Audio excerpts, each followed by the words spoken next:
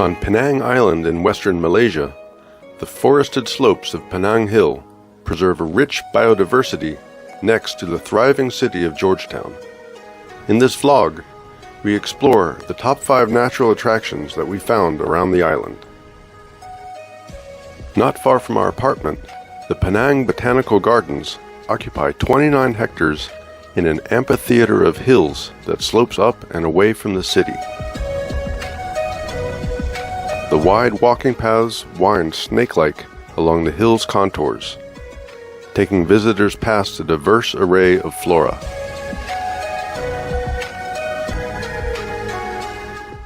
There were plenty of large plants and trees.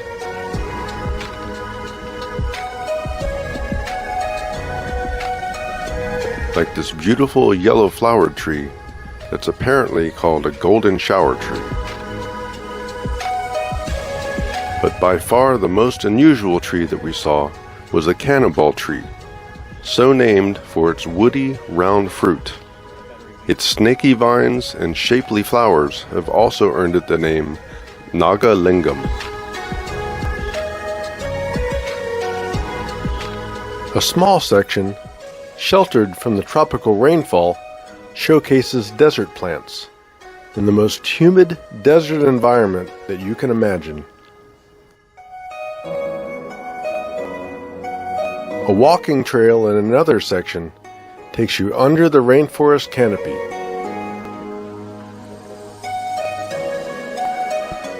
Past tropical plants, ending in a beautiful lily pond. But by far the most memorable inhabitants of the botanical gardens weren't plants. Macaques roam all over the gardens, singularly or in troops. They had free roam of the place. They're fascinating creatures, easiest to observe when they're perched in trees. Hanging out, having a snack, or grooming each other, we could have stayed hours just observing them. Just outside of the gardens themselves, high up in trees and far away from any of the macaques, dusky leaf monkeys were hanging out. Their distinct facial coloring gives them a very different look.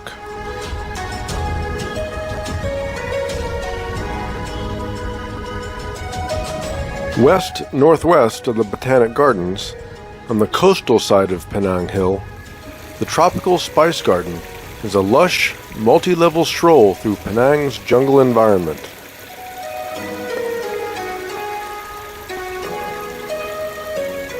Complete with sturdy chair swing.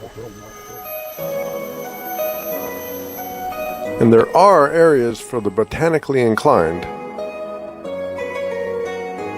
like this dried spice exhibit station.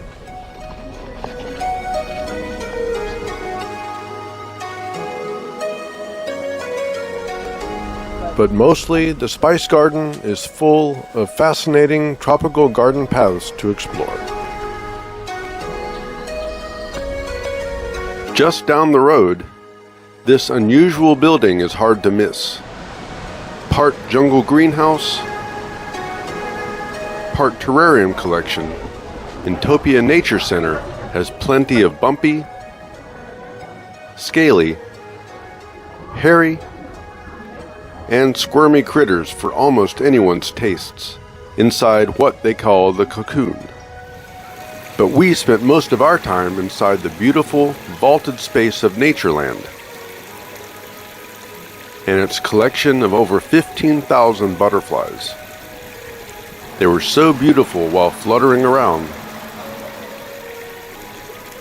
and fortunately, many of them stayed still long enough to be able to appreciate their vibrant, multicolored beauty close up.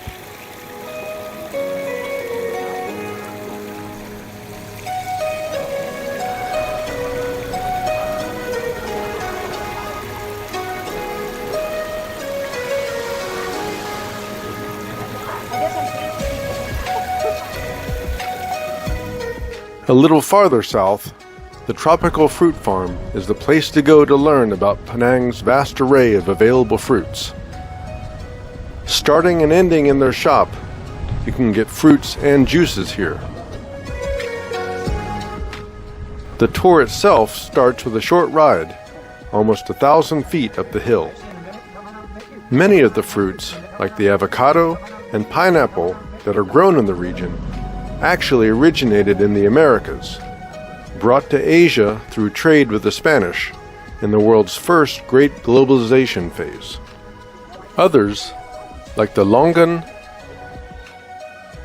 and the Java or water apple, come from Asia. The tropical fruit farm is a wonderful place to learn about agriculture and appreciate the beauty of it. Our number one natural attraction is about an hour away from Penang Island, at the end of a long jetty and a ferry ride across a lake.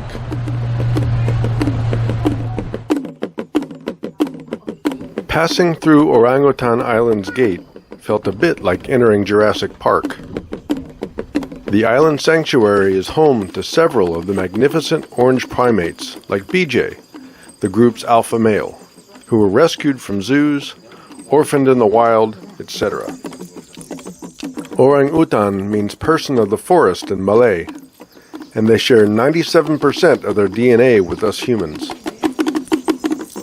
The sanctuary is far removed from their native homes in Sumatra and Borneo, but their habitat shrank dramatically in the 20th century, and current projections say they will be extinct by 2050 unless something drastic is done.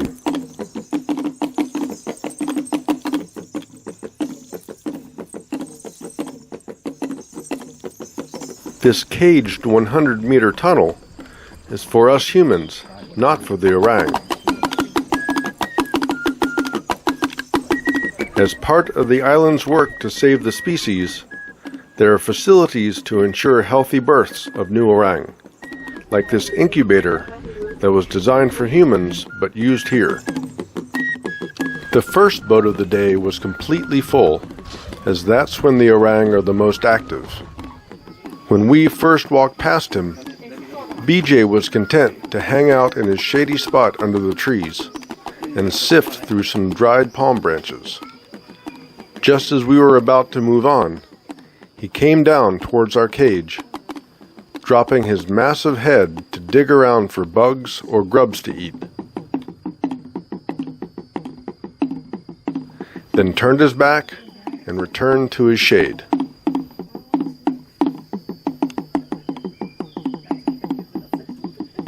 The only other orang we saw up close was April, an adolescent female who, according to our guide, likes to come out of the forest to this spot to eat some oranges and stare at the humans who are staring back at her.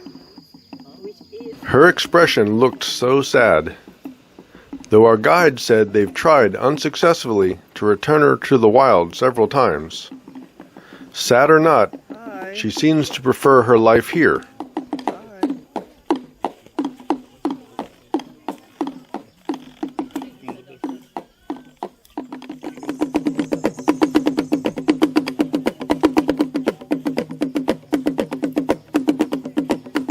Before we say goodbye to April, be sure to like and subscribe so you don't miss out on our future videos.